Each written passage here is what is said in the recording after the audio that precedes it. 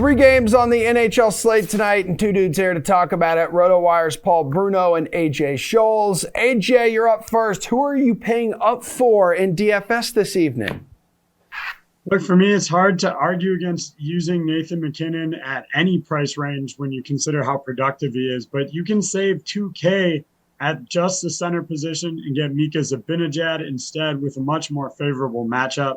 So I think you have to at least consider fading MacKinnon at the top. I also don't love taking Ovi or Rantanen, who are at the top of the price range, when you could get either Landeskog at 65 or Panarin at 59. So I just don't think you need to go all the way up on the smaller slate tonight.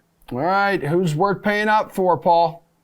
You know what? I kind of agree, but I kind of disagree, if that makes sense. I think you have to consider at least two of the three Avs from their top line. All three are on fire, of course. So I think the thing to do is really take Landeskog, the cheaper of the three, as AJ pointed out, $6,500, and one of McKinnon at $9,400 and Rantanen at $8,500.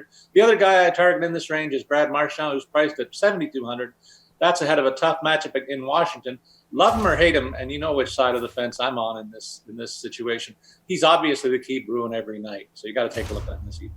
Paul, who's the best value play, though?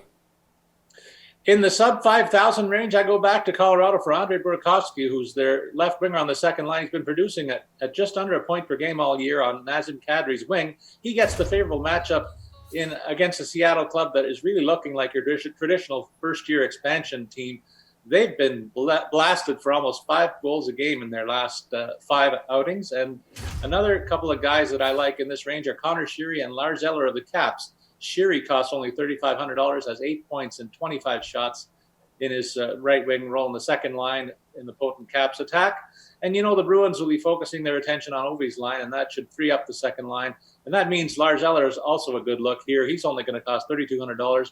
I got to give this guy props because he's risen to the challenge of being a top 6 player for this team that's been without one of their top 2 centers much of the last month, and Eller's produced at that level in that period. AJ, who you looking at for some value? Well, Paul missed the best player on the Caps in terms of value here. It's TJ Oshie coming in at $3,800 tonight. Looks like he's going to return to the lineup, play for the Bruins, and they're going to put him on the top line with Ovechkin based on practice lines this morning. It's too good of a spot to pass up on him here. I also wouldn't sleep on a guy like Marcus Johansson for Seattle. He comes in at $2,600. We've got him penciled in on Seattle's top line, and we know that Colorado is not exactly a shutdown team defensively. They like to win their games in blowouts. So Seattle players could have some value tonight, and especially when you're paying under $3K for a top-line guy, it's a good look. All right, well, over on the DK Sportsbook, which game total do you like to go over tonight, AJ? Well, I'm honestly surprised that the total for the Rangers and Kings isn't higher. Comes in at 5.5, which is really the lowest we ever see. But I'll be honest, I think any one of these games, or actually all three, could go over. Even Boston, Washington at 5.5, that's an easy over with the offensive pieces both teams have. We're going to see Zachary Fucale in net for the Ranger or for their Washington here, so they're not rolling out their best guys. And then the last game, even at 6.5, Seattle and Colorado. I mentioned offensive powerhouse for Colorado. They could easily hit 6.5 on their own. Paul. The Avs are the league's most potent offense, Emerson, averaging almost 4.5 goals a game on the year, and they've been even better than that most recently. So let me put it this way. If they can get almost 50 shots on goal against the Leafs, how many do you think they're going to get against the expansion club tonight? I think that they could get to the overall by themselves, in fact. I think the other two games, though, I disagree with AJ. I think they can both be low-scoring affairs, so I'm all in on Colorado. Yeah, Kraken Avs 6.5, highest total on the board on the 3-game slate on the DK Sportsbook. All right, Paul, slate a brew pick here. Favorite DraftKings Sportsbook bet around the NHL tonight? Okay, I'm going to go rapid fire because I got a bunch. I'm going to go back to Marchand for a goal tonight at plus 155, thinking he's going to factor into the Boston scoring since he plays in every situation for the Bees. I love the call on Oshie. I left that one for AJ. I thought if he doesn't pick it up, I'll mention it here. So good for you, Age.